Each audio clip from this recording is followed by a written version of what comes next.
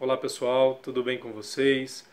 Hoje eu trago um tema que milhares e milhares de brasileiros buscam dioturnamente esse benefício, tá? Em razão de patologias que os incapacitam de forma temporária para o exercício da atividade profissional, certo? Então, assim, o tema de hoje é auxílio doença, tá?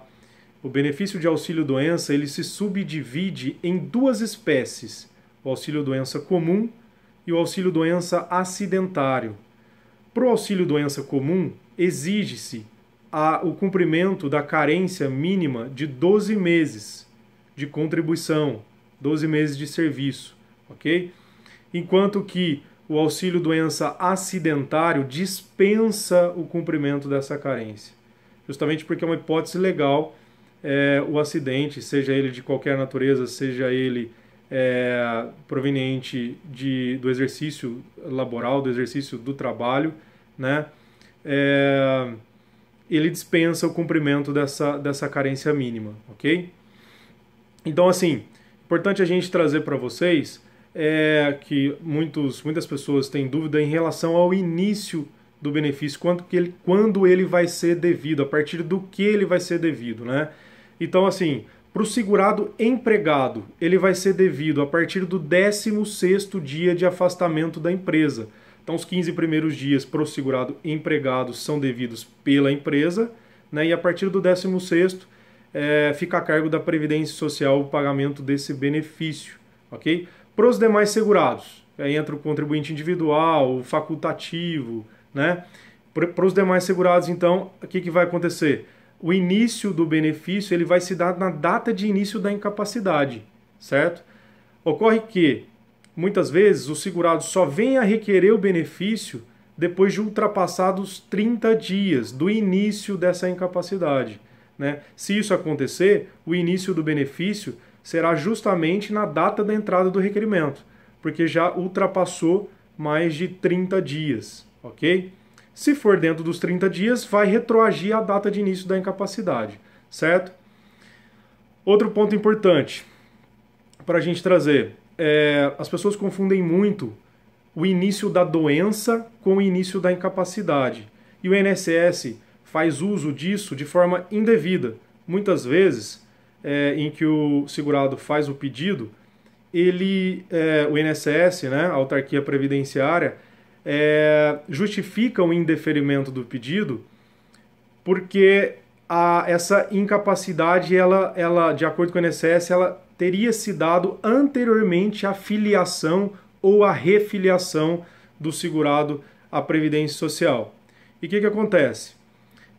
Muitas vezes, de fato, o segurado ingressa no regime geral da Previdência Social portador de uma determinada patologia, certo? Só que quando ele se ingressou ao regime geral da Previdência, essa patologia da qual ele era portador não o incapacitava para o trabalho, certo?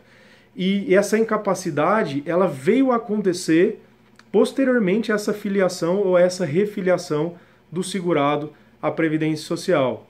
Então, assim, há um início da doença e o início da incapacidade. Nem sempre eles são coincidentes, entendeu?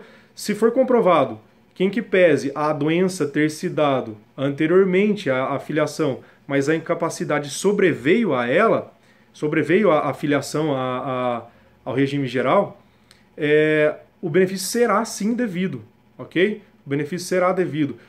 O benefício só não será devido quando a incapacidade for anterior à filiação, ou seja, o segurado se filiou já incapacitado, se filiou sem possibilidade de trabalhar, né? O que o INSS aí denomina de filiação oportunista, certo? Mas não confunda, data de início da doença é uma coisa, data de início da incapacidade é outra. São dois institutos diversos, ok? Uma outra curiosidade é que a Lei 13.135 de 2015 trouxe uma inovação quanto à realização das perícias, tá? Então, não tem mais desculpa que não há vagas para perícias ou postergar prazos aí longínquos para que elas aconteçam por parte do INSS, porque essa lei 13.135 de 2015 trouxe a possibilidade dessas perícias serem realizadas por médicos do SUS, por médicos da rede pública, ok? Então, há tranquilamente essa possibilidade de alocar todas as perícias que forem necessárias serem realizadas, certo? Outro tema, do valor do benefício no auxílio-doença. O valor do benefício ele vai ser 91%, tá, da média aritmética dos salários de contribuição efetuados pelo segurado de 94 até a data do requerimento, tá? Com a ressalva de que os 20% menores salários que ele tiver de 1994 até a data do requerimento serão descartados. Então, separa-se os 80% maiores salários a partir de 1994, tá? Somam-se todos, vão dividir pela média, né, pela quantidade de salários efetivamente vertidos para a Previdência Social e vai chegar numa média aritmética, num valor médio desses 80% maiores salários. Aí se aplica o coeficiente de 91%, ou seja, há um deságio de 9%, e esse será o valor do benefício a ser recebido, ok? Cumpre também a gente trazer para vocês algo interessante quanto à permanência do benefício, certo? Muita gente tem dúvida por quanto tempo a pessoa tem o direito de receber o benefício. E, na verdade, a pessoa tem direito de receber o benefício enquanto perdurar a situação incapacitante. Então, enquanto ele estiver incapacitado de exercer atividade laborativa, ele tem o direito de receber o benefício de auxílio-doença, tá? Então, o benefício não pode ser cessado antes do pleno restabelecimento da capacidade de trabalhar pelo segurado que fez o pedido do auxílio-doença e que está em gozo do auxílio-doença sob pena de infringência legal, certo? Às vezes o segurado ele não tem a possibilidade de retornar a exercer a mesma atividade que ele anteriormente exercia, tá? Então o INSS tem que manter o benefício até que haja a reabilitação profissional em outra atividade, certo?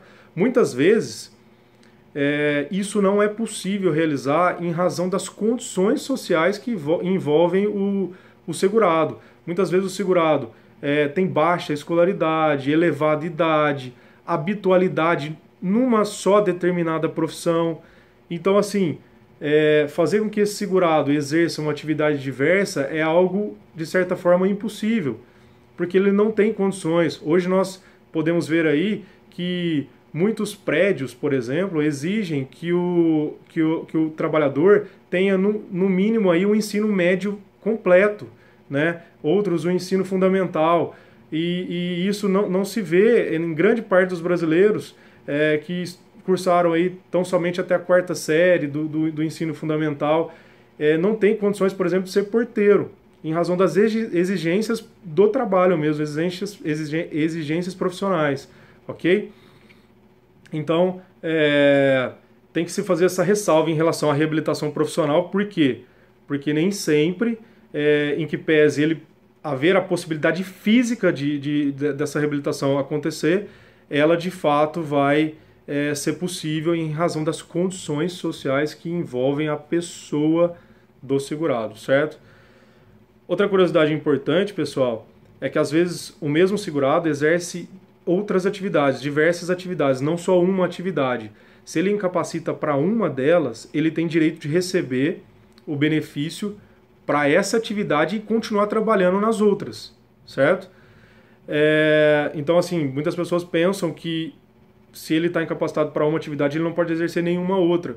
Mas não é isso que acontece. Quando ele já está afiliado no regime geral da Previdência Social em mais de uma atividade e se incapacita para uma delas, ele vai poder continuar trabalhando na outra, recebendo o benefício para aquela atividade que ele se incapacitou, que não tem condições de exercer temporariamente uma determinada atividade. Então aí a gente trouxe pontos apontamentos, né, sobre o benefício de auxílio-doença. Espero que vocês tenham gostado. E a gente vai explorando os temas aí diariamente para vocês. Qualquer dúvida, nós estamos à disposição para esclarecê-las. Muito obrigado pela atenção.